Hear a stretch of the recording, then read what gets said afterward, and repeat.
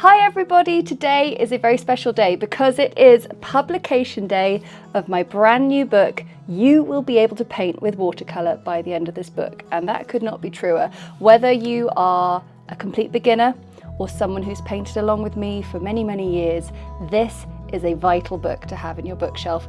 It's basically the ultimate handbook of everything you could possibly need to know with watercolour. And I don't know about you, but even if I paint on a daily basis, I always need to just go back and reference one or two things. So we've got so many projects and tutorials in this book, but the really key thing, the way I've broken it down, is we've started off really simply by going back to just the 3 primary colours and 3 brushes. And the first few projects, in fact, we go nearly halfway through the book just looking at how amazing we can paint all sorts of things with just those 3 primary colours, all of those bits and pieces.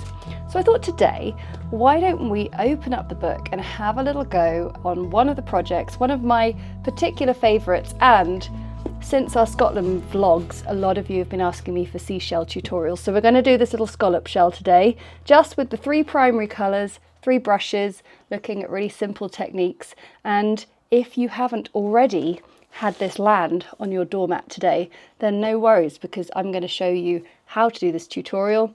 And then if you love it and you haven't yet pre-ordered, then you'll be able to buy your very own signed copy from me in my Etsy shop or my website shop, or you can head to our link tree in the episode notes below to show you local links for wherever you are in the world that will help you be able to buy this book as easily and simply as possible. But for now, grab your paints and let's get started. So whether you're a true beginner or a much more experienced painter, it is so important to go back to basics every now and then. And this tutorial here with the lovely shells is a great example of just using the 3 size brushes I recommend and the 3 primary colours. So let's have a go at one of these tutorials. We're going to do the scallop shell,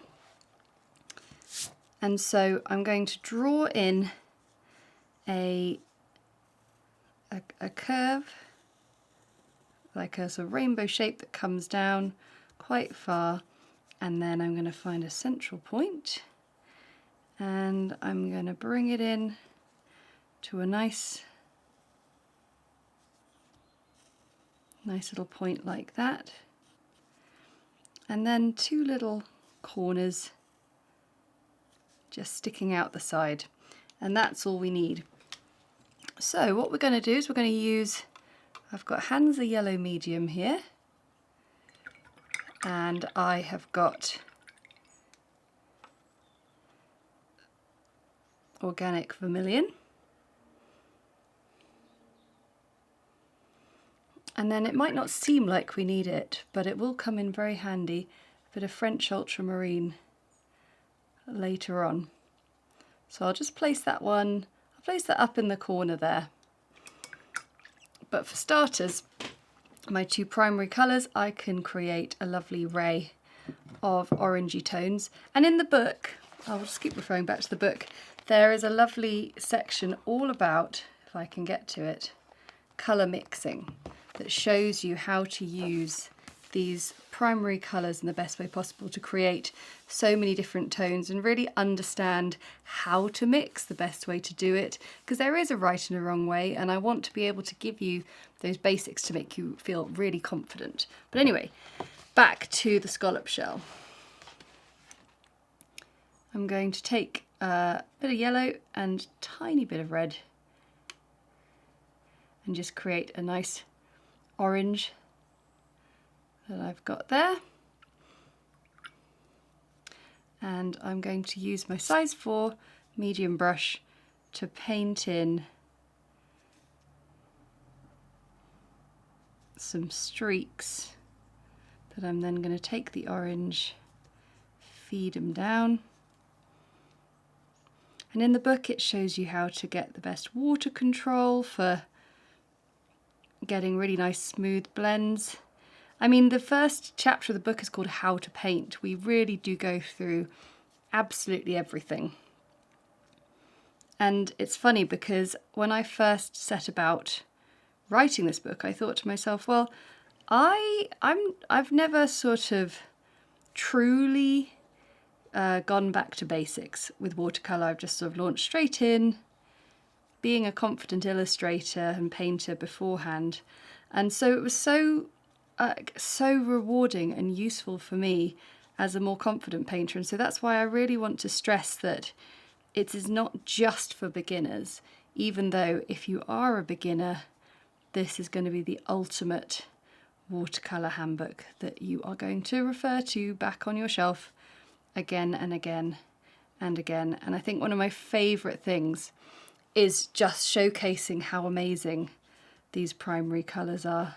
Okay, so we've started off with a lovely array of a sort of golden glow on our shell, and I'll just pop in these little bits down here as well.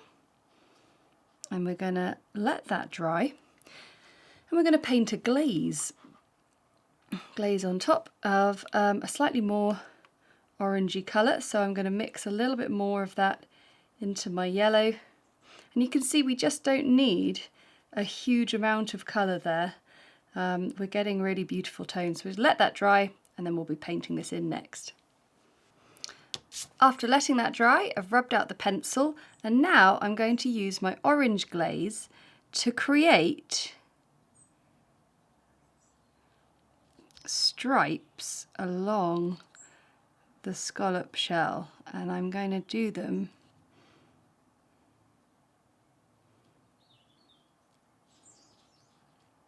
with this glaze.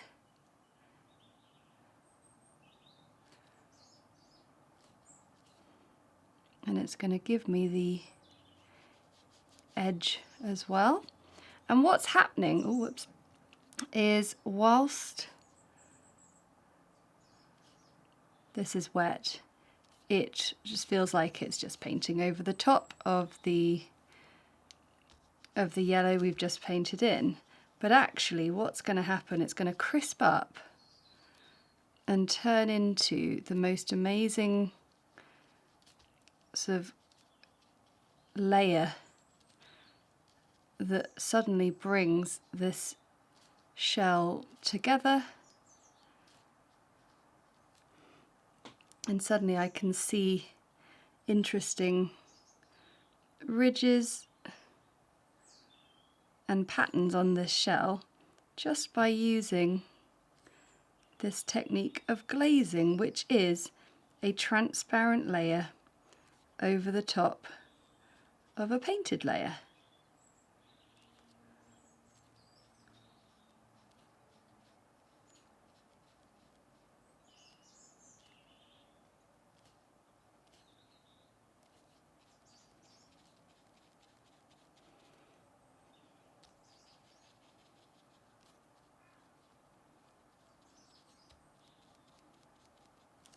The shell is already looking pretty cool, but let's see what happens when we add, the rain's coming down, when we add a bit of blue to our yellow and red. We get a lovely brown, which is going to work perfectly for a little bit of shadow. And at this point, it's time to go down to the size 0 brush. And we're going to glaze 1/2 of each ridge, starting at the top and then just getting a little bit. Oh my goodness, the rain is so loud in here. I wonder if you can hear it, I'm not sure. We're going to go right down to the bottom and just create an amazing 3-dimensional shell just from using primary colours and glazes. Now this shell looks pretty fabulous already, but there is one last stage to do, and I'm just going to get a bit more of a concentrated bit of red and a slightly more concentrated bit of blue, and together, well, look at that, we get some purpley tones. I only wanted a little bit of blue because I want the red colour really to dominate.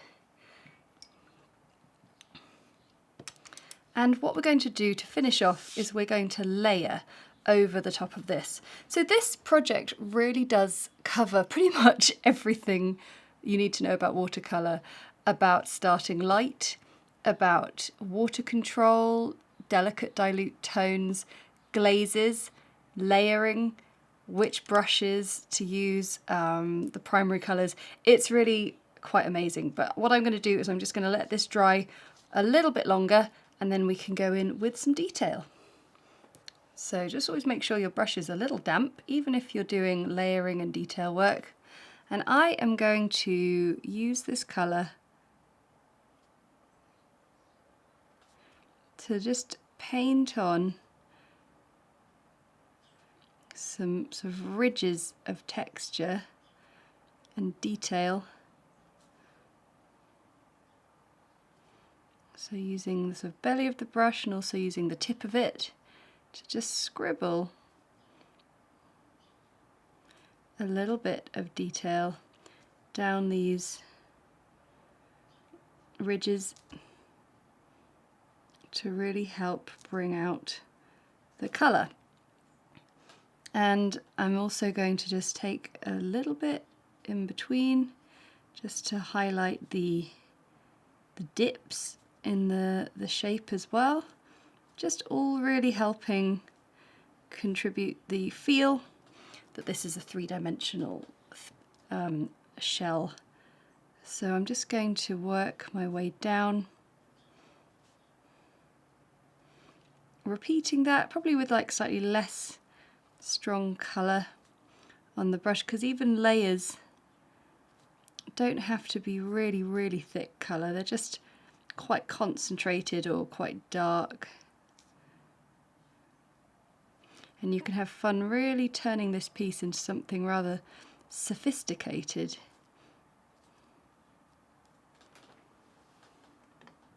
And there you have the finished shell compared with the shell in the book, and there are plenty more like shell projects, different types of those, and then we move on to all the sort of different colours that you can go for once you've really got to grips with the primary colours. And we learn all of these things with just the primaries, and then you get through to this point in the book taking your painting further, and then it's all about looking at colour blending, loose versus detailed, drawing things, then being able to paint them, animals, loose watercolour, some real sort of classic botanical techniques to learn.